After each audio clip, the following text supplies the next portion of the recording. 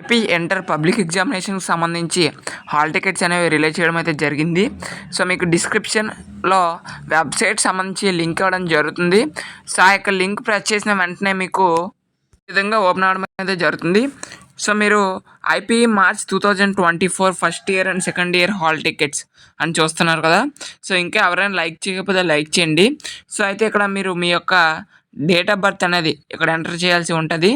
అదేవిధంగా మీ యొక్క hall ticket number, అదేవిధంగా క్యాప్చా ఇక్కడ ఉంది కదండి, ఆ యొక్క క్యాప్చా ఎంటర్ చేసి డౌన్లోడ్ హాల్ టికెట్ మీద క్లిక్ చేసిన వెంటనే మీ యొక్క హాల్ టికెట్ అనేది మీరు డౌన్లోడ్ చేసుకోవచ్చు అనమాట.